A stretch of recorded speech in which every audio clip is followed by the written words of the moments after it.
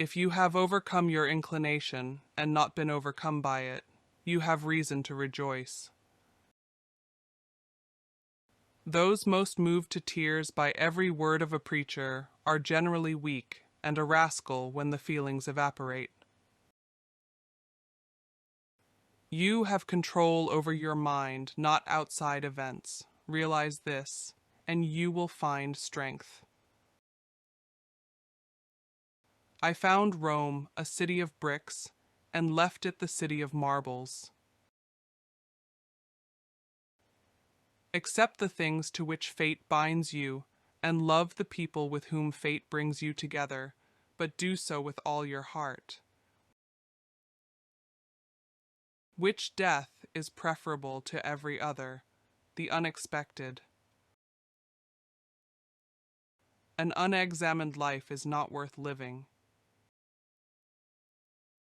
Each of us needs what nature gives us, when nature gives it. Rome has grown since its humble beginnings that it is now overwhelmed by its own greatness. An angry man is again angry with himself when he returns to reason. Do not act as if you were going to live 10,000 years. Death hangs over you. While you live, while it is in your power, be good. Say not always what you know, but always know what you say. I had rather be first in a village than second at Rome. Be tolerant with others and strict with yourself. If you must break the law, do it to seize power. In all other cases, observe it. The greatest impediments to changes in our traditional roles seem to lie not in the visible world of conscious intent, but in the murky realm of the unconscious mind. Experience is the teacher of all things. As a rule, men worry more about what they can't see than about what they can. Fear is proof of a degenerate mind. Anybody can become angry, that is easy, but to be angry with the right person and to the right degree and at the right time and for the right purpose and in the right way, that is not within everybody's will and is not easy. I love the name of honor more than I fear death. If someone is able to show me that what I think or do is not right, I will happily change, for I seek the truth, by which no one was ever truly harmed. It is the person who continues in his self-deception and ignorance who is harmed. In war, events of importance are the result of trivial causes. So much for the emperors. The rest of this history must deal with the monster. All men's souls are immortal, but the souls of the righteous are immortal and divine. There is no such thing as pure pleasure. Some anxiety always goes with it. Would that the Roman people had but one neck? If you have a garden and a library, you have everything you need. Can anyone be proved innocent if it be enough to have accused him? If you are distressed by anything external, the pain is not due to the thing itself, but to your estimate of it, and this you have the order to revoke at any moment. Men willingly believe what they wish. It is better to create than to learn. Creating is the essence of life. It is easier to find men who will volunteer to die than to find those who are willing to endure pain with patience. The life of money-making is one undertaken under compulsion, and wealth is evidently not the good we are seeking, for it is merely useful and for the sake of something else. I have always reckoned the dignity of the Republic of first importance and preferable to life. A shoe that is too large is apt to trip one, and when too small to pinch the feet. So it is with those whose fortune does not suit them. I have lived long enough both in years and in accomplishments. Never let the future disturb you. You will meet it, if you have to, with the same weapons of reason which today arm you against the present.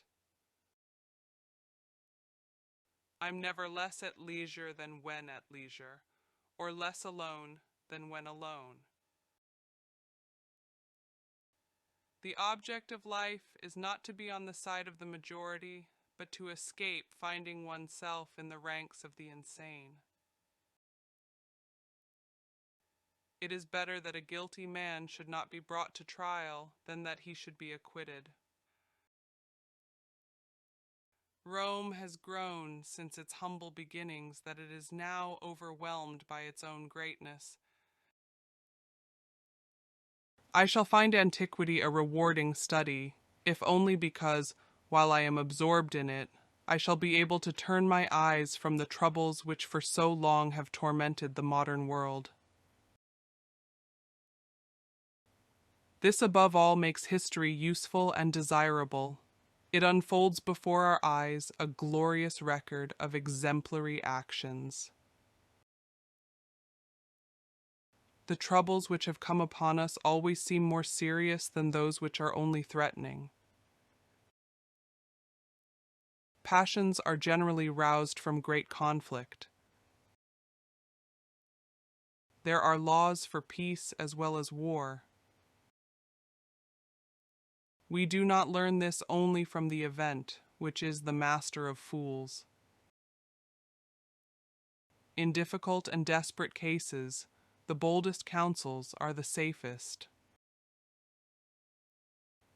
The populace is stirred by every wind, even the lightest breeze. Men are slower to recognize blessings than misfortunes. We feel public misfortunes just so far as they affect our private circumstances.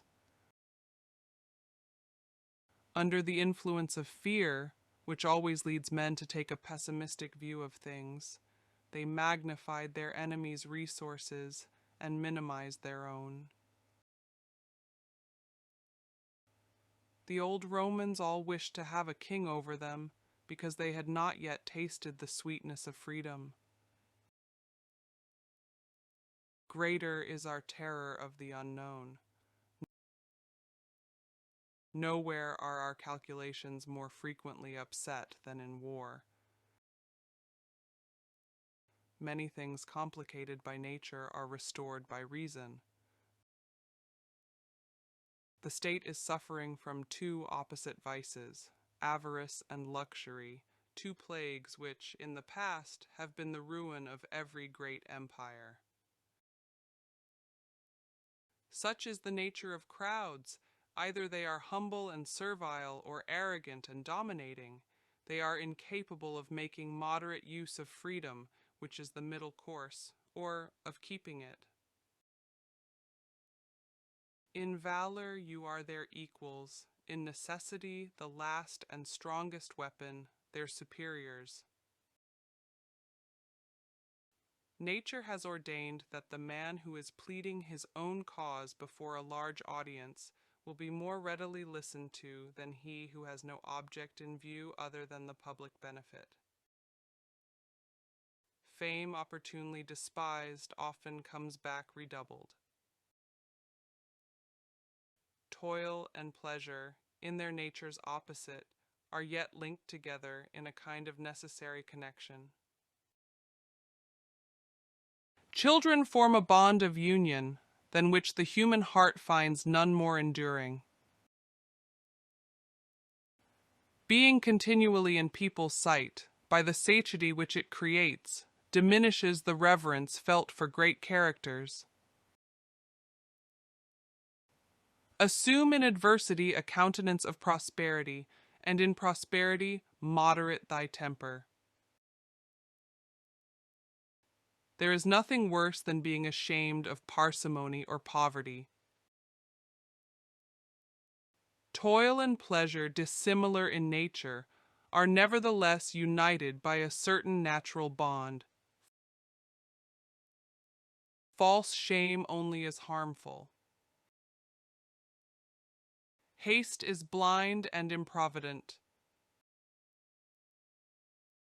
I have often heard that the outstanding man is he who thinks deeply about a problem, and the next is he who listens carefully to advice.